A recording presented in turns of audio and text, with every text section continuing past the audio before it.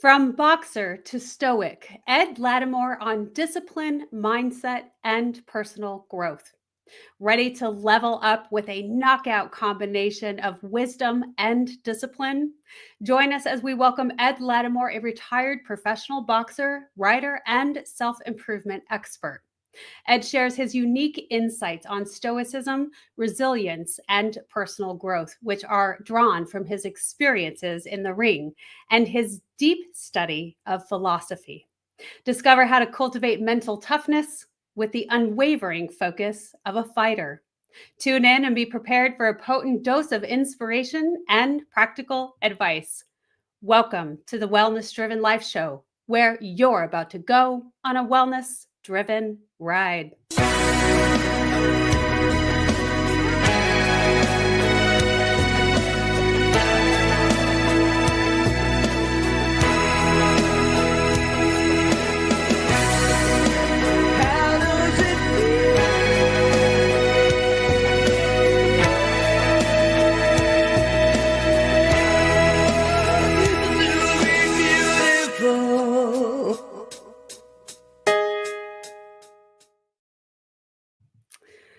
Welcome to the Wellness Driven Life Show. Let me share a little bit about the incredible guest that we have with us today. Ed Latimore is a retired professional boxer, writer, and self-improvement expert who inspires others to live a more fulfilling life. He combines his experiences in the ring with his knowledge of Stoic philosophy to offer practical advice on discipline, mindset, and personal growth. Ed's work has been featured in various publications, and he is the author of several books and email courses on self improvement. I am so pleased to help welcome to our stage today Mr. Ed Latimore. Welcome. Hello, how are you? I am so fabulous. I'm excited to have our conversation today. You've done so many great things. You have a wealth of wisdom. But let's get started by sharing a little bit about yourself so the audience can get to know you more. Sure, I'll give you like the abridged version and then you can pick that apart and see where you want to go. So I was born and raised to a single mom in the projects, typical at-risk youth type of story. And with that comes typical at-risk youth, type of challenges. It could have been way worse, but it wasn't that bad. Um, Finished high school up and didn't really do anything. I tried college the first time, like they tell you to try it, and I failed miserably. I wasn't ready on any level, so I just kind of jumped from job to job, seeing what would happen. And then I got into amateur boxing when I was 22, and amateur boxing really helped me. Um, it's amazing what happens when you do something.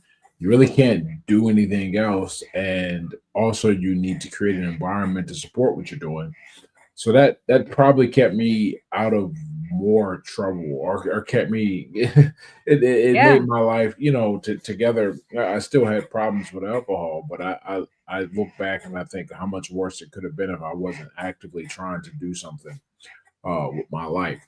So I do all this. I actually ended up having a pretty great amateur career that opened up a lot of opportunities for me, but it was still amateur boxing. And on top of that, there's not a lot of money in boxing in general. There's no real there wasn't a real future. The internet's changed a lot of things, but that's a different discussion. But what I ended up deciding to do, probably after, it was before my first pro fight, but I left after my third one, as I enlisted in the army and decided I would go back to school because I Mm. needed to have some type of thing to fall back on if the sport did not, pan out. And everyone thinks they're going to be champ.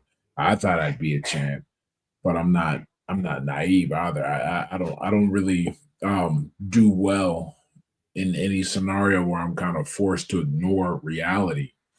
And so I ended up, doing well in school this time, really focusing and getting things done.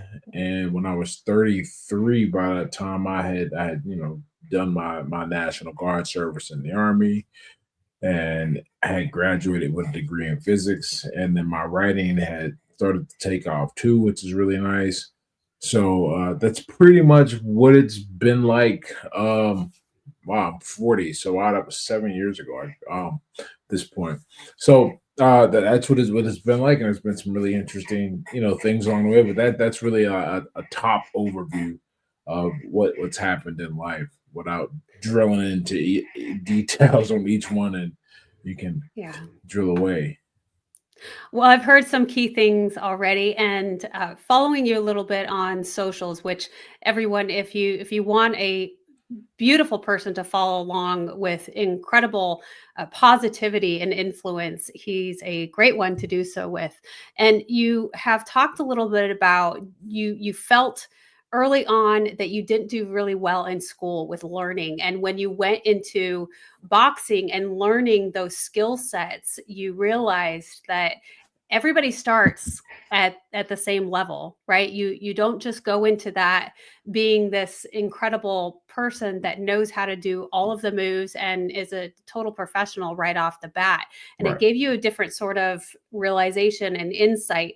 And it isn't a wonderful thing when we get older and we have this better understanding, this uh, more evolved us, right? And that we want to go and pursue other things because we have a different mindset around that. Yeah. I think so. So first and foremost, a person's got to feel capable, and when they feel capable, they're going to make attempts at a lot of things. And confidence is everyone says, oh, confidence is important. Yeah, I always sort of push back and disagree because you know if I've never done something before, there is where am I going to get confidence from that I'll be able to do it? But most things I'll have never done before when I try to do them.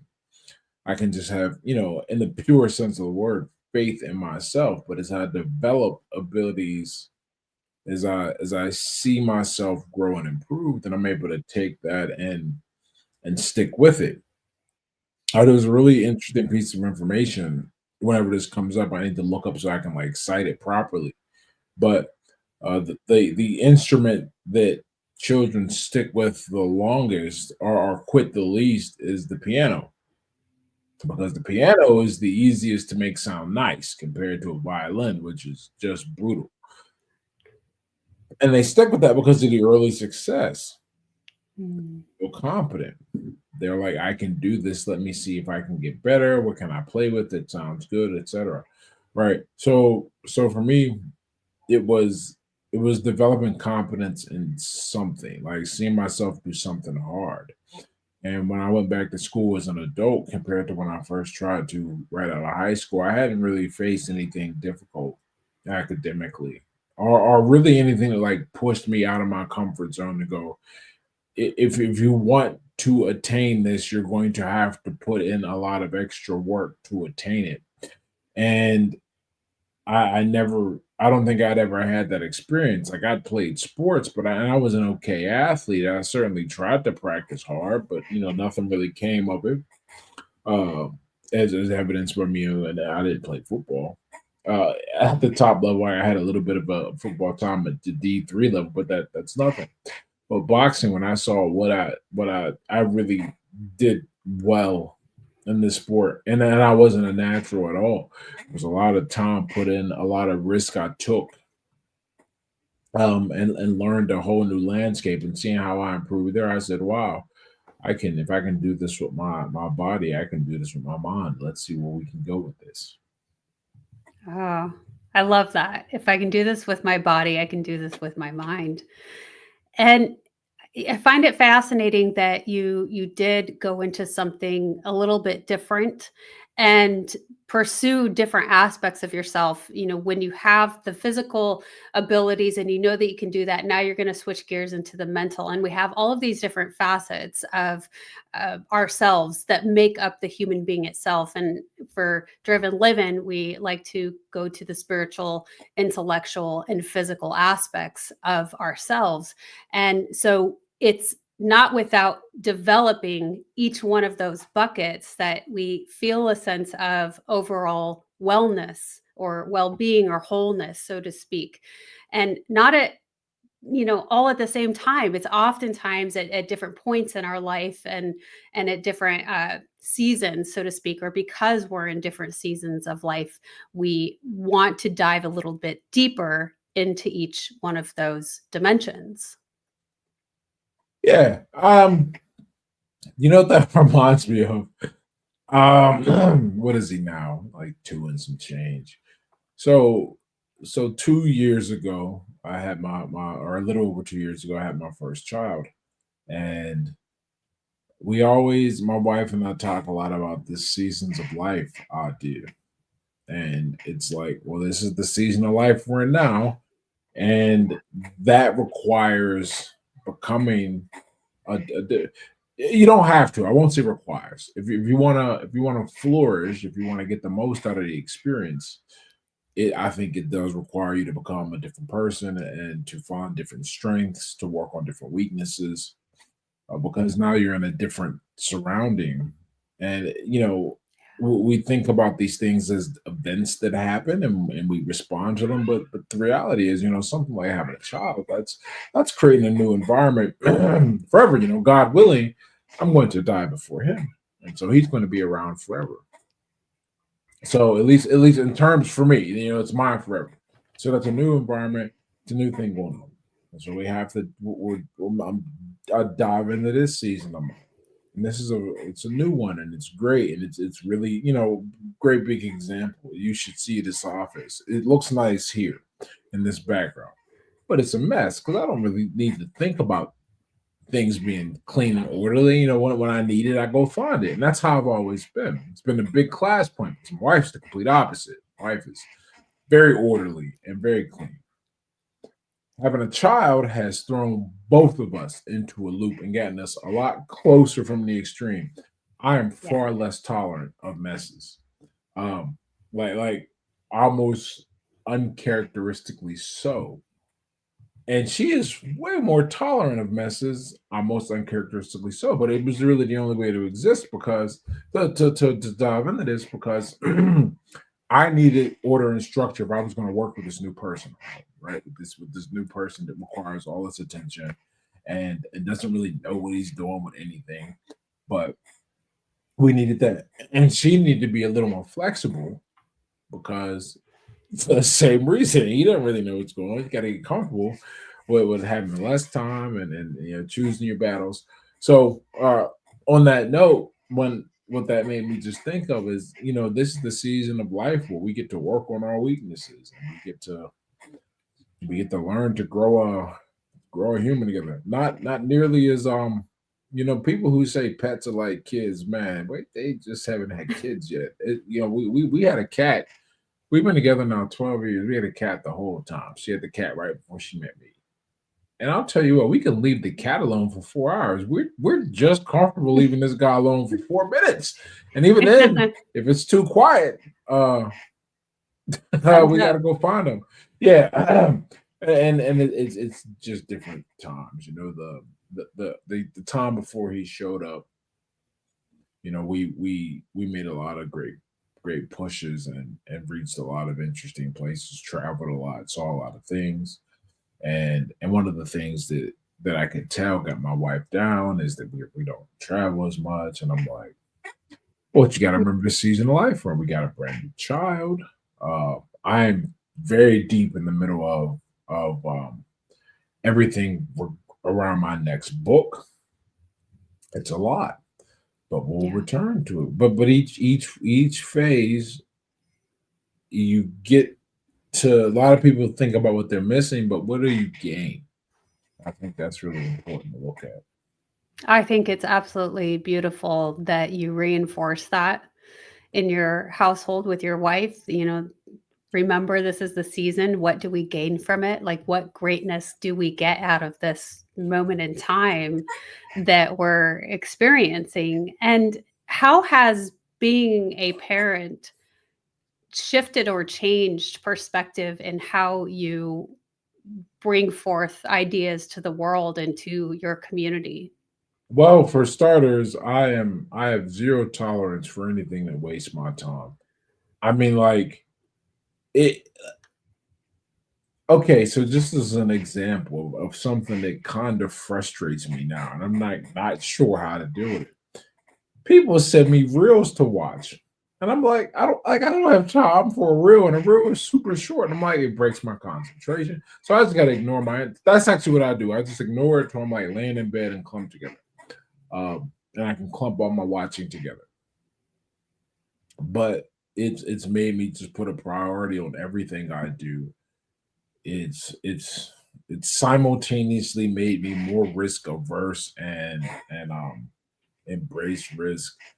But I guess if you look at it compared to my old personality, it's all risk averse. I'm just you have to make decisions now with a very long time horizon.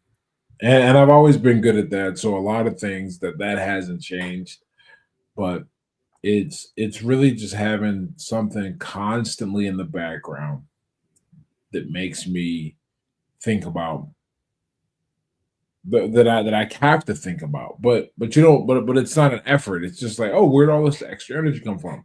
But what that's done though is it is really it doesn't feel like extra energy because now it's just part of me, and I suspect it'll be this way for a long time. I mean, I'd imagine it won't be as intense, as it gets older, but it will always be a section of my mind and heart.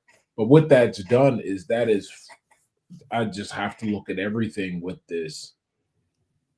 I always value my time, but now I'm like, I just don't have it because what are my priorities? One, raise the kid. Two, keep the relationship strong. Three, earn money. Four, advance.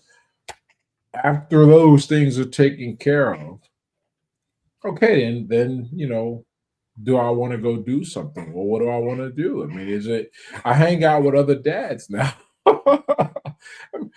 And that's just because all of my friends happen to have kids around the same Yeah. time. It's really, really kind of a weird coincidence, all things considered with our age. Um, but but yeah, that's the big thing. Prioritization. And I think, we're talking about that season life idea Yeah. earlier. I think that if sometimes I can sit here and go, oh man, it'd be easier if he was born a year earlier or a year later, right? In terms of time. And that's just not the right way to think about it. Whenever I catch myself thinking that, I go, well, would I have gotten as focused as quickly? Would I have these opportunities? Would I have connected with these people? Everything has brought me something, and timing really makes a difference. Timing is everything in life. Just because you have Yeah. the opportunity now, that doesn't mean it's going to exist even in a week. And likewise, just because there is no opportunity now, that does not mean it won't open up very shortly. Yeah, absolutely. Really understanding the power of being in the present moment, of being in that season. Mhm. And you've also built community around that season, and that our communities definitely change. As you talk about, now I hang out with parents instead of maybe, as many of the guys at the gym or school or what have you, whatever season of life that we are in that time, and being able to embrace that. So, Ed, thank you so much for sharing that with us. We're going to move into our commercial, but when we get back, we're going to continue the conversation. Stay tuned. Are you ready to take control of your ride to wellness? Rev up with Driven Living. Visit www.drivenliving.com and buckle up for a journey. Get exclusive access to our Wellness Driven Life Show guest portal, where you can dive deep into the minds of our esteemed guests. Sign up for our newsletter and get insider scoops on these distinguished personalities. It's like having a backstage pass to their life-changing wisdom. But that's not all. You'll also receive a free hug. You heard me right, a free hug. An enlightening ebook from the Driven Living team. Discover the science-backed benefits of hugging yourself. It's a fill-up for your wellness tank. Because at Driven Living, we believe in fueling your journey to wellness, both physically and psychologically. So what are you waiting for? Visit www.drivenliving.com today. Welcome back, everyone. Here with the incredible Ed Latimore. Now, Ed, we've gone into this conversation of seasons and having children and how that really changes perspective, being professional boxer, and then going back into maybe working on your mind and schooling and filling up our world in the intellectual and the educational aspects and that continued growth and evolution. What has Stoicism and that philosophical piece that you were really drawn to brought to you now? Um, it it's helped me to accept this life. I mean, and I say accept like it's a negative situation because a lot of people they look at stoicism as this system for accepting and coping with the negative, with the undesirable, with the difficult circumstances. And there are difficult circumstances. I cannot I can't stress that enough. Sleep was one of those things that I really came to miss. And consistent sleep, but that's just part of the game. But what has really helped me, and I think something I was really able to bring to my wife, especially, is the perspective that this is all just it is just the season, and this conversation has got a really tight, interesting um, circle back now because one of the things that I was saying about the seasons, you take the positives, you not focus on the negatives, but you also can't ignore the negatives because those bug you. And as part of this season perspective on this, you remember that this too will pass. And that is how whenever something feels like it takes too much time or there's not enough time or we're exhausted, I just remember that one day it ain't gonna be this way. And when it moves though, uh the positives and the negatives are going to go with it. So it's this real kind of healthy. I wish detachment. I need a better word than detachment because I think about it like this. For example, just to tell you a story, and then maybe if you know the word, you can give it to me. He's really big into this phase right now where he needs to be read books before he goes to sleep. And not just one book, not just two. Three is the minimum usually. We started to put a hard cap. We don't really go above four because then we feel like he's stalling. Along with that, he's in this other phase too. My son's huge. He's born, in the 90th percentile in height and weight since he came out the womb. And when he's little, that's cool. But now he can like walk, but he don't want to walk sometimes. So he wants me to carry him, or my wife, who's like not able to do that for more than like a foot or two, and that's annoying. I'm like, man, I can't wait for this to stop. But then I also know that when that stops, that means that he's moved on to a level where he doesn't, really need me to put him to sleep, and he won't need me to carry him. So, um, I I'll try to focus on the positive interpretation, the really good part of these things. But I also know that one day that's going to pass. Now that'll make room for another way we bond or connect.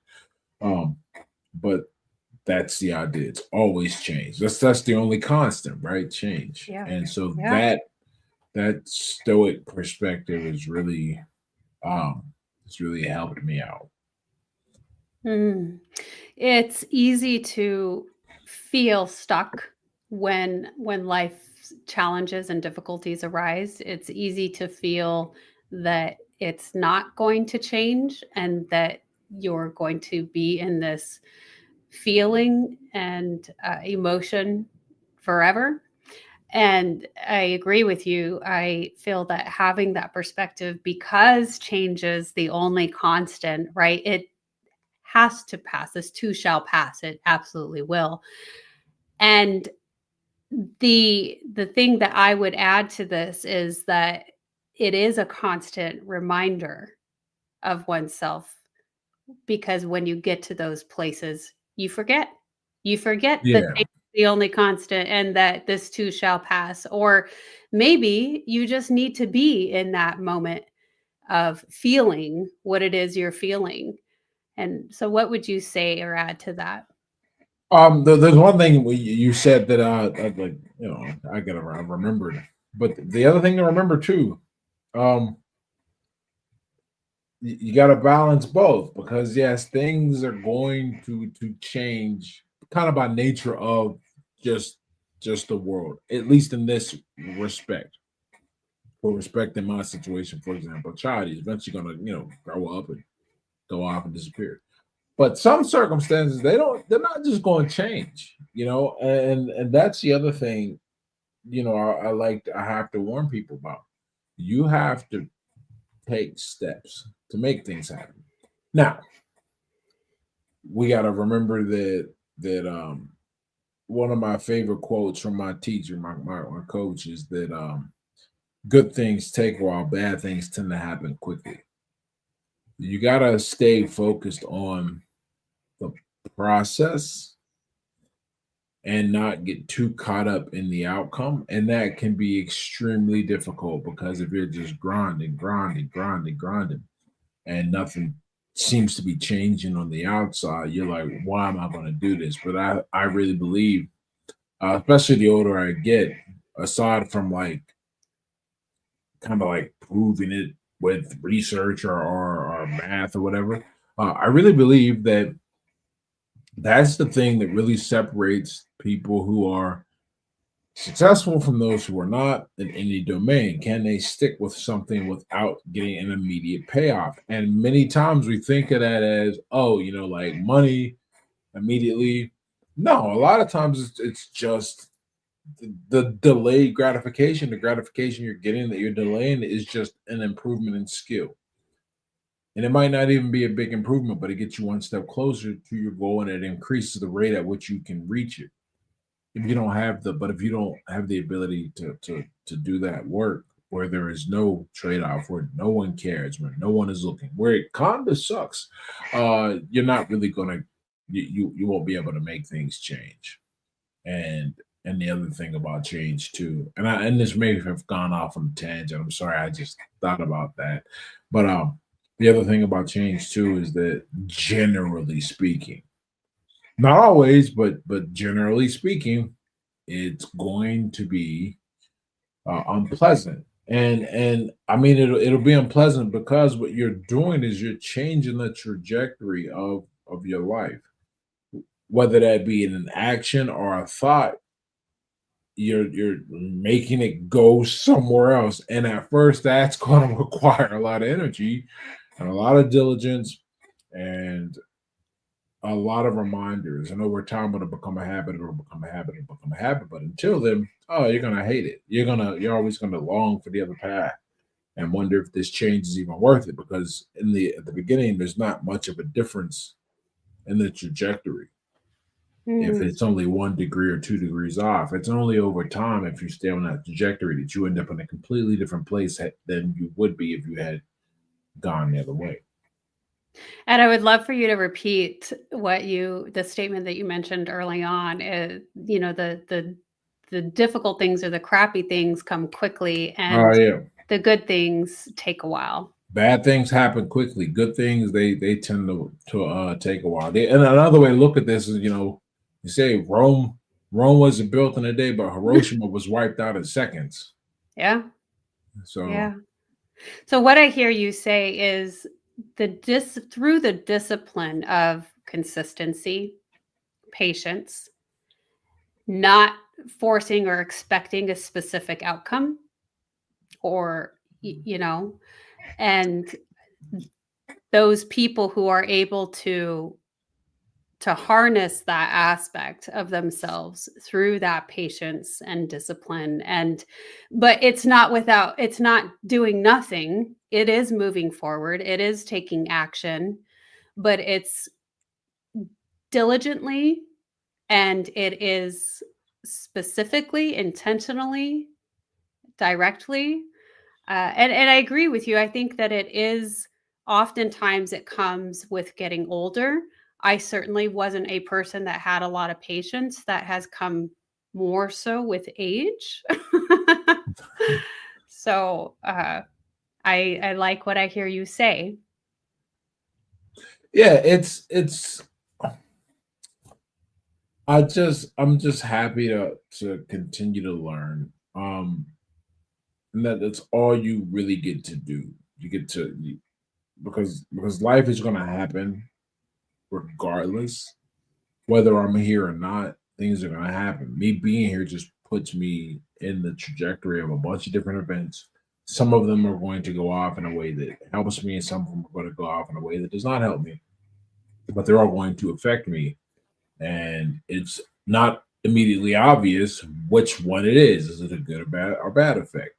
What I've got to do, what I hope to continue to improve in this life, is my ability to kind of discern the two and learn from the ones, well, either one, to learn from both.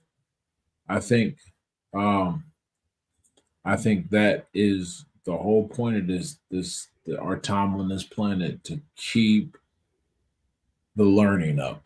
You keep the learning up, and Mm. you get a lot out of your time here. But look, yeah, I've seen the results of not learning. People in their 40s and 50s, man, doing the same thing. Maybe not the exact same thing, but in terms of the way they think and the way they approach problems and the way they interact with individuals, they're doing the same things they Yeah. did when they were, you know, in their teens and 30s, teens and 20s, I should say, and will predictable results, because lifestyle is subject to inflation too. You gotta keep improving and keep leveling up. Otherwise, you have the lifestyle spending power of someone in their 20s when you're in your 40s, and that is not cool. It's not, it ends up not being very realistic, right? Yeah. Speaking of realistic things and practical ways of navigating life. Now, Ed, because you've had this very ebb and flow of life, it has given you those colorful experiences in order to have different approaches and be able to navigate in different ways. It is through that learning process, that continuous personal growth aspect, that we get to see how our past has uh, benefited who we are and how we work today.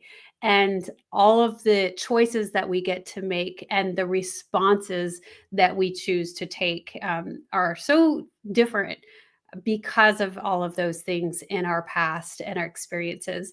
I know that you're in the process of writing your book. How is that going for you? And what are you most excited about creating now? Oh man. Well, the written part is finished.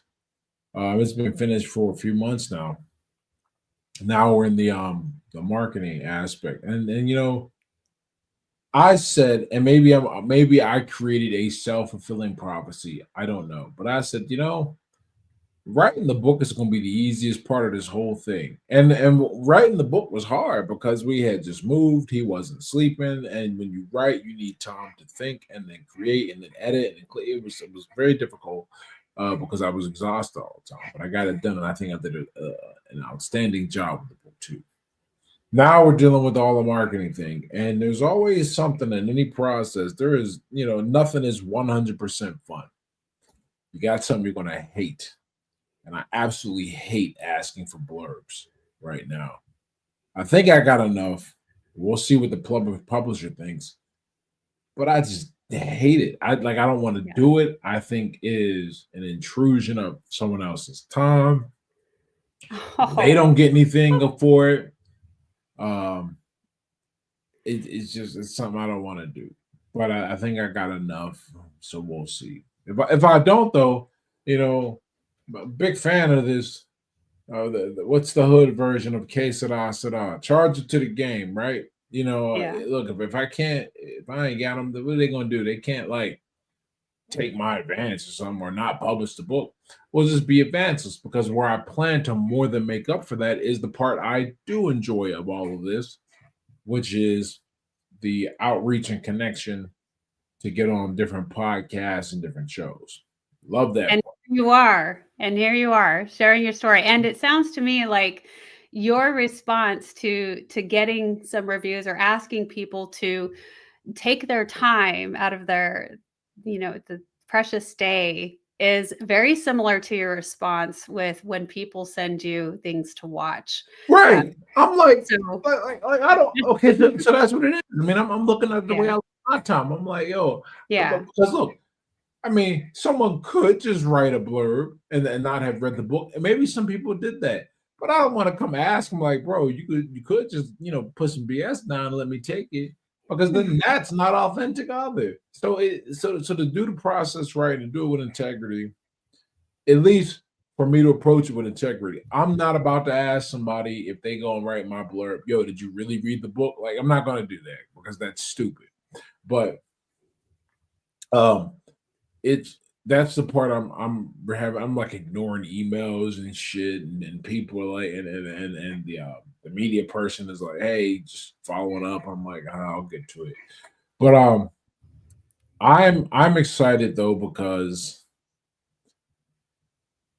the book, first, just on a personal level, my son's gonna get a chance to kind of read this one day and be like, oh, this is what my father's life was like, and it won't be anything like his. I mean, unless he wants it to be, at least the latter parts, minus the alcoholism. Um, but he gets to see, he's a product of a really interesting story and background. So that's cool. From the kind of business of Ed Latimore perspective, I think it's going to really give me the confidence slash courage for things that I did not have before. When I Mhm. pitched this book to my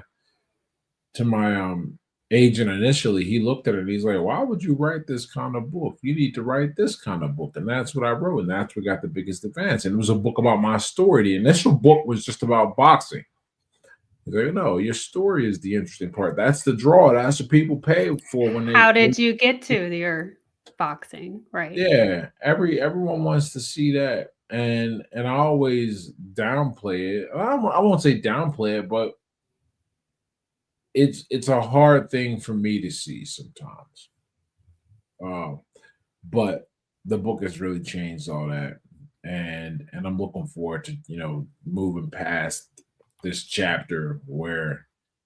Because look, but I said this before. I said once I finish the writing, who knows? This will be easy, but who knows? Look, but once I finish this blurb thing up, all I get to do is what I like to do, which is talk to people, discuss ideas, Yeah. and do so in a manner and in a platform that will move a lot of copies of books. That's the idea.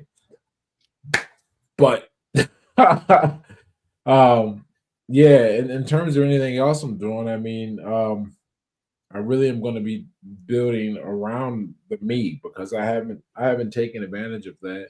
I know that I've built up all this goodwill and this engagement and this audience, and I have not really um, brought in like membership or coaching or things like that. I mean, I should have a lot more money than I do, and uh, I don't, largely because Shouldn't we all?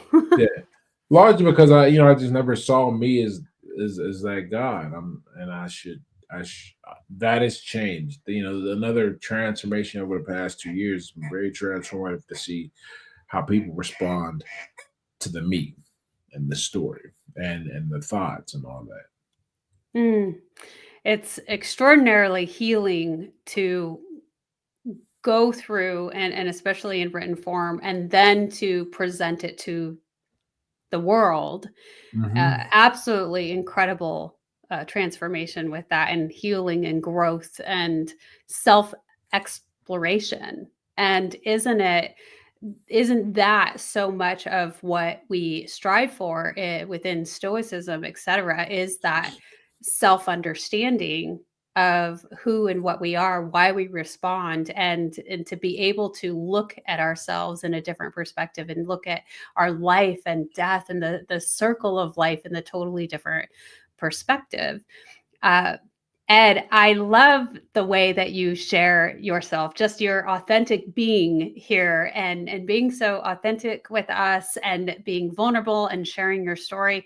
I want to make sure that everyone knows where to find you. So, for those of you watching, it has been displayed here on the screen numerous times throughout the show. For those of you listening in, edlatimore.com.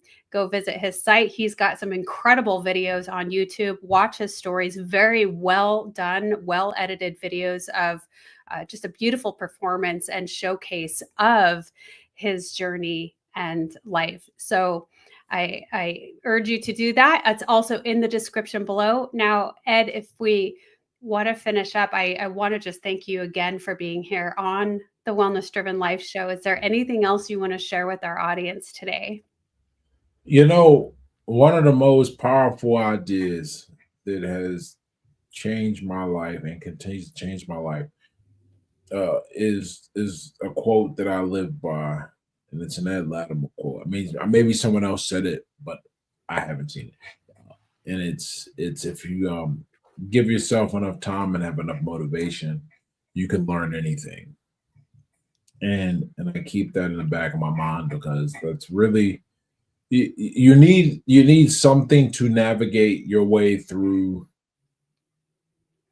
the uncertain parts of life. And if you have an interesting life that forces you to develop and grow, you will have a lot of uncertainty. There's a safe path, there's the familiar, and that's cool. And I'm not knocking anybody who decides to stay on that. I just know there are some people who want more, and then what they have to understand is that that only comes by doing what no one else does. So you need to have a certain attitude about that. Without that, I mean, it's not much you're going to be able to do. But there will be much. There won't be many things you can't do if you approach life that way. I agree with you. I agree with you very, very much. And you're definitely testament to a person who has embodied that. And so I look forward to reading your book very Ah, much and listening to that story and really getting to know you a little bit more in your journey. And you're absolutely right. And if you want to say that quote one more time, we will come to a close. the most powerful belief you can have is that given enough time and motivation, you can learn anything. Beautiful. Thank you, Ed, so much for being our guest on the Hey, show today. thank you for having me. I really appreciate it. My pleasure. And thank you to our audience because without you, the show wouldn't be possible. So goodbye for now, and we will see you next time.